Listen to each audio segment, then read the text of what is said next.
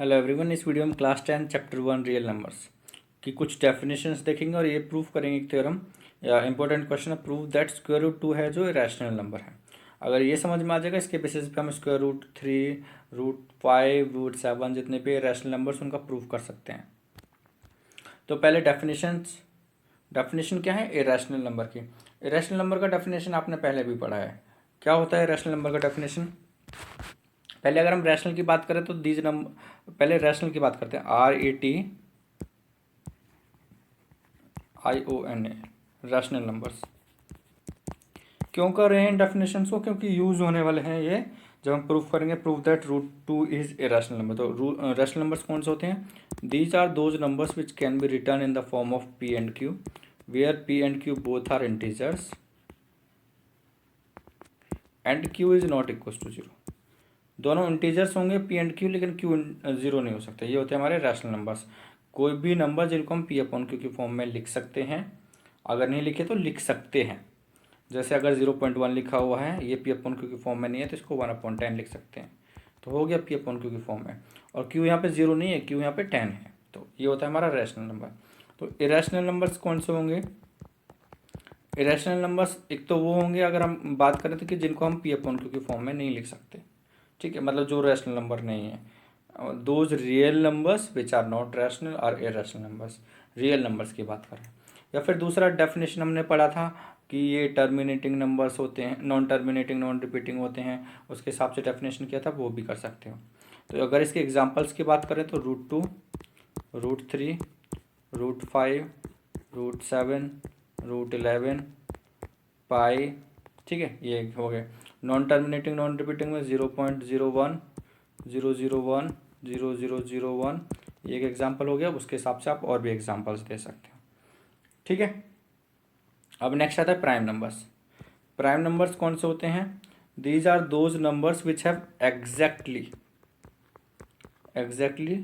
To factors, ना कम हो ना ज़्यादा हो, जिनके एग्जैक्टली दो फैक्टर्स होते हैं, those are prime numbers. For example two के कौन कौन से फैक्टर्स हैं? 1 and 2। थ्री के कौन कौन से फैक्टर्स हैं? 1 and 3। 1 की बात करें तो केवल एक है, तो इसका एक ही फैक्टर हुआ, therefore it is not a prime number. 4 की बात करें तो फोर की कौन कौन से फैक्टर्स हैं? 1, 2 and 4। इसके दो से ज़्यादा हो गए, एग्जैक्टली मतलब उतने होना चाहिए, दो से ज़्यादा हो गए, therefore 4 is also not a prime number. Smallest prime number is 2, उसके बाद 3 एंड सो ऑन। और तो जो प्राइम नंबर्स नहीं होते, तो अगर 1 से बड़ा नंबर और अगर प्राइम नहीं है तो that will be composite number. तो स्मॉलेस्ट कंपोजिट नंबर इज 4, ठीक है। वो नंबर्स जो 1 से बड़े हैं और प्राइम नहीं है, कंपोजिट नंबर्स होंगे। या फिर अगर इसके डेफिनेशन के हिसाब से करना है तो these are those numbers which have more than 2 factors are called composite number, COMPOSITE, composite numbers. तो ये को प्राइम नंबर्स कौन से होते हैं? Coprime numbers are those numbers जिनका HCF 1 हो। दोज नंबर्स में और मे नॉट बी प्राइम, वो नंबर प्राइम हो भी सकते हैं और नहीं भी हो सकते। जैसे हमने 2 और 3 दोनों प्राइम लिया, इनका HCF 1 होता है, तो ये को प्राइम होगा 2 और 3। इधर 4 और 9 लिया तो ना तो 4 प्राइम है ना 9 प्राइम है, लेकिन उनका जो HCF आ रहा है वो 1 आ रहा है, ठीक है, अगर हम सॉल्व करेंगे तो। Therefore 4 and 9 are coprime numbers, ठीक है। तो coprime numbers are those numbers a pair of those numbers whose HCF is 1। HCF अगर 1 है तो वो नंबर्स को प्राइम नंबर्स होंगे, ठीक है। इट मे बी प्राइम और नॉट, ज़रूरी नहीं है। नेक्स्ट है इंपॉर्टेंट थ्योरम 1.3। इसका प्रूफ करने की कोई ज़रूरत नहीं है, सिलेबस में नहीं है, लेकिन जो इम्पोर्टेंट है वो इसका स्टेटमेंट है। अगर कोई भी पी प्राइम नंबर है तो if P divides A square, A2 नहीं है, A square, then P divides A, तो P A को भी डिवाइड करेगा where A is a positive integer. मतलब अगर P कोई भी प्राइम नंबर है, हमने लिखा 2, अगर P डिवाइड कर रहा है A स्क्वेयर को, अगर P डिवाइड करता है 4 स्क्वेयर को, 4 स्क्वेयर मतलब 16 को, तो P 4 को भी डिवाइड करेगा, ठीक है। अब बोलो ये तो वही लिया था, अगर हमने लिखा 2 डिवाइड कर रहा है 3 स्क्वेयर को, 3 स्क्वेयर मतलब 9, क्या 2 3 स्क्वेयर को डिवाइड 9 को डिवाइड करता है? नहीं करता, तो 3 को भी नहीं करेगा। तो अगर पी प्राइम नंबर है, पी डिवाइड कर रहा है ए स्क्वायर को, तो पी डिवाइड करेगा ए को भी। ये स्टेटमेंट भी हम यूज़ करने वाले हैं अपने प्रूफ में, जो हम प्रूफ करेंगे नेक्स्ट, पी की prove that root two is a rational number. इसका बस स्टेटमेंट याद रखना है कि जिससे ये पता चल जाए कि कहाँ से कैसे यूज कर रहे हैं। तो दे रखा है, नेक्स्ट है prove that root two square root two is a rational number. ये प्रूफ करना है हमें। तो इसको प्रूफ करेंगे हम कॉन्ट्राडिक्शन मेथड से। कॉन्ट्राडिक्शन मेथड क्या होता है, हम उसका अपोजिट एज्यूम कर लेते हैं और बोल देते हैं कि जो हमने एज्यूम किया था वो तो गलत है, hence it is a rational number. तो सबसे पहले कैसे करेंगे, let root two is rational number,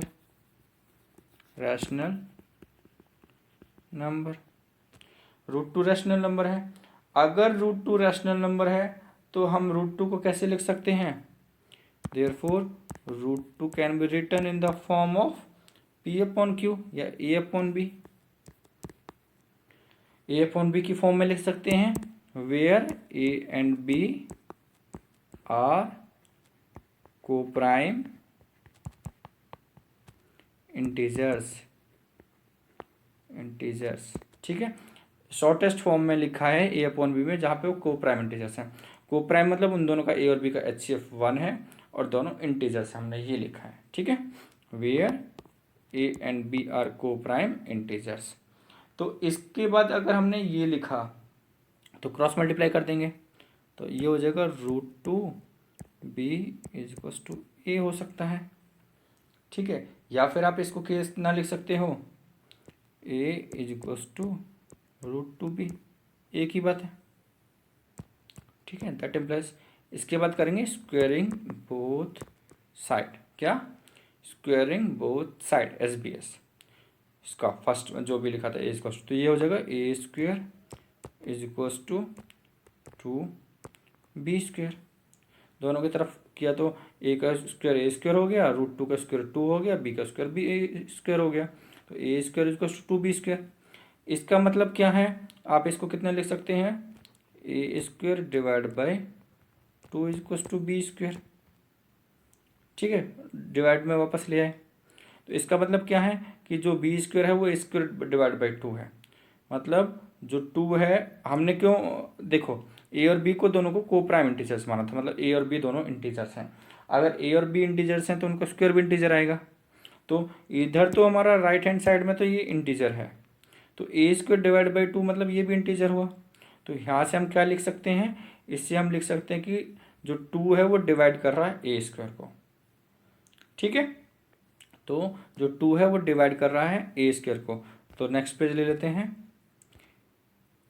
that implies 2 divides A square. 2 किसको डिवाइड कर रहा है, ए स्क्वायर को। अगर 2 ए स्क्वायर को डिवाइड कर रहा है और ए और बी को प्राइम थे, ठीक है, 2 प्राइम नंबर है। अगर हमने बोला था, डेफिनेशन था थ्योरम 1.3 में कि अगर पी कोई भी प्राइम है, अगर वो ए स्क्वायर को डिवाइड करता है तो पी ए को भी डिवाइड करेगा। तो दैट इम्प्लाइज 2 ऑल्सो डिवाइड ए, 2 ए को भी डिवाइड करेगा। ठीक है, अगर 2 ए स्क्वायर को डिवाइड कर रहा था 2 ए को भी डिवाइड करेगा। ये था हमारा इक्वेशन। इसमें अब अगर 2 ए को डिवाइड करेगा तो 2 की जगह कितना लिख सकते हैं हम, उसकी जगह हम लिख सकते हैं, अगर 2 ए को डिवाइड कर रहा है तो ए कोई भी होगा वो 2C के बराबर होगा। शॉर्टेस्ट कर लेते हैं। ठीक है, कैसे कर लेते हैं, मतलब 2 डिवाइड कर रहा है 6 को, तो 2 3 जा 6 ये था। तो इसको कितना लिख सकते हैं, 2 इंटू 3 लिख सकते हैं 6 को, मतलब 2 इंटू C। अगर ये 16 होता तो कितना हो जाता, 2 इंटू 8, तो मतलब 2 इंटू 8 होता। तो C कोई भी हमारा अगेन इंटीजर है, where C is an integer. ठीक है, as equals to 2C। Again इसके बाद स्क्वेयरिंग बोथ साइड, अगेन दोबारा से ये रफ कर देते हैं, ये काम का नहीं है, जो साइड में लिखा है समझाने के लिए था। उसके बाद SBS स्क्वेयरिंग बोथ साइड, तो ये कितना हो जाएगा, A square is equals to 2C का होल स्क्वेयर, मतलब A square is equals to 4c²।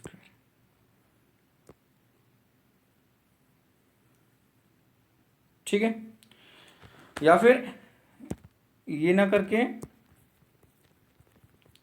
हमने लिखा था a is equals to 2c, तो a is equals to 2c था, ये वैल्यू पुट कर देंगे हम पिछले क्वेश्चन में। कौन से क्वेश्चन में? ये था a is equals to √2b था, तो a की जगह हम पुट कर देंगे कितना, a is equals to √2b में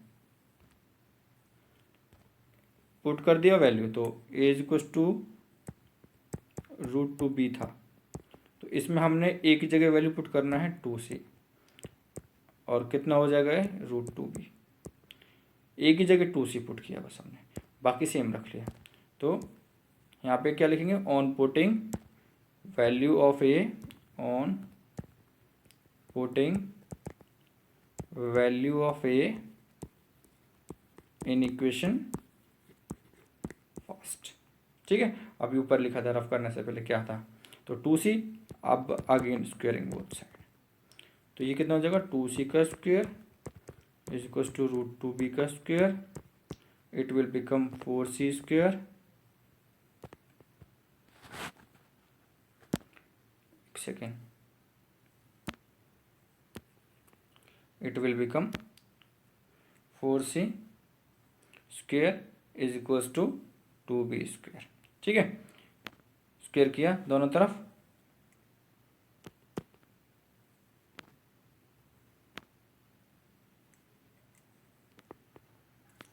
four C square is equal to 2b²। Next line क्या होगा,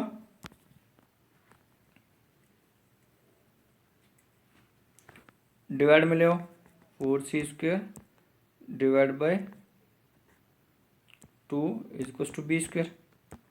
कैंसिल आउट कर सकते हैं किस चीज़ को, 2 से 4 को, कितना बचेगा 2 1 जा 2 2 जा 4, इट विल बिकम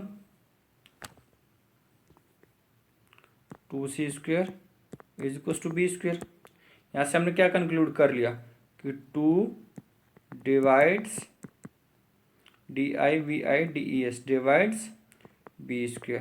कैसे किया, जैसे पिछले में किया था, अगर इसको 2 को b² के नीचे लेके जाएंगे तो it will become b² by, इसका मतलब वो डिवाइड कर रहा है, तो 2 डिवाइड कर रहा है b² को, तो 2 डिवाइड करेगा किसको, 2 divides also, 2 also divides b को डिवाइड कर रहा है। देखो यहाँ पे कर रहा था 2 डिवाइड कर रहा था a को, यहाँ पे 2 डिवाइड कर रहा है b को, लेकिन हमने क्या माना था कि दोनों क्या हैं, को prime.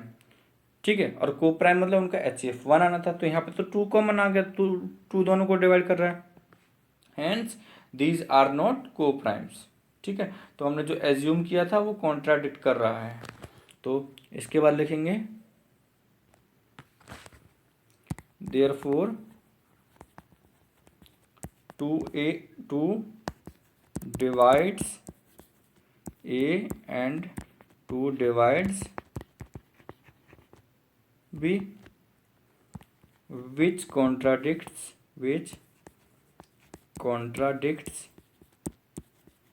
that a and b are co-prime integers। हमने तो को प्राइम माना था, को प्राइम क्या होता है, उनका HCF 1 होना चाहिए, लेकिन यहाँ तो 2 कॉमन हो गया, तो HCF तो 1 हो ही नहीं सकता, coprime integers. This contradicts our position SUPPOSITI1, जो हमने सपोज किया था वो ये उसको कॉन्ट्राडिक्ट कर रहा है, hence square root 2 is not a rational number, hence square root 2 is a rational number। ठीक है, लास्ट में लाइन्स लिखनी है, एक बार और रिवाइज कर लेते हैं हमने स्टार्टिंग से क्या किया। ठीक है, क्या किया था हमने, सबसे पहले हमने मान लिया कि ये रैशनल नंबर है, रैशनल नंबर है तो a/b की फॉर्म में लिखा जा सकता है, a/b की फॉर्म में लिखा, where a and b are the coprime integers. Coprime मतलब दोनों का HCF 1 होगा और इंटीजर्स भी हैं। क्रॉस मल्टीप्लाई कर लिया तो root two B equals to A हो गया, चेंज कर लिया, ए को आगे उसको पीछे लेके आ गए, squaring both side, S B S मतलब स्क्वेयरिंग बोथ साइड, ए का square A square root two B का स्क्वायर टू बी स्क्वायर, ठीक है, रूट टू का स्क्वायर टू, बी का स्क्वायर बी स्क्वायर। तो हमने इसको डिवाइड में ले गए दूसरी तरफ, या फिर यहीं से बता सकते थे कि A square equals to two B square है, तो मतलब ए स्क्वायर क्या है, टू इंटू में समथिंग, और दोनों इंटीजर्स हैं तो मतलब जो टू है वो डिवाइड कर रहा है ए स्क्वायर को, या नेक्स्ट लाइन में भी लिख सकते हैं A square divide by two is equals to B square. इसका मतलब हो गया जो टू है वो ए स्क्वायर को डिवाइड कर रहा है, टू ए स्क्वायर को डिवाइड कर रहा है, तो हमने अभी थ्योरम की थी अपनी 1.3, देयरफॉर टू ऑल्सो डिवाइड से, तो टू ए को डिवाइड कर रहा है तो हमने अभी एग्जांपल किया 16 वाला, ये वाला 8 जा, तो ए की जगह हम लिख सकते हैं 2c, सी कोई भी इंटीजर है, ठीक है। तो ए की जगह हमने 2c लिख दिया इक्वेशन फर्स्ट में। इक्वेशन फर्स्ट कौन सा था, इक्वेशन फर्स्ट था ये A is equal to root two B, तो ए की जगह हमने लिखा 2c, ठीक है, और ए इज मतलब 2c is equal to root two B हो गया, तो 2c is equal to root two B हो गया। इसके बाद अगेन इसका स्क्वायरिंग किया, यहाँ से 2 से कैंसिल कर दिया, it will becomes 2c square equal to B square. तो सेम जैसे हमने फर्स्ट में किया था, तो 2 डिवाइड कर रहा है बी स्क्वायर को, जब 2 डिवाइड कर रहा है बी स्क्वायर को तो 2 ऑल्सो डिवाइड्स बी, 2 बी को भी डिवाइड करेगा। यहाँ पे हमने लिखा 2 डिवाइड कर रहा है ए को और 2 डिवाइड कर रहा है बी को, मतलब हमारा कॉन्ट्राडिक्ट हो रहा था कि हमने ये सपोज किया था these are coprime numbers, hence it is not a rational number, it is a irrational number. तो ये चीज़ था, इसको अच्छे से देख लेना, सेम रूट 3 का होगा, अगर रूट 2 का समझ में आ गया तो रूट 3, रूट 5, रूट 7 सब इजीली हो सकते हैं। Thank you.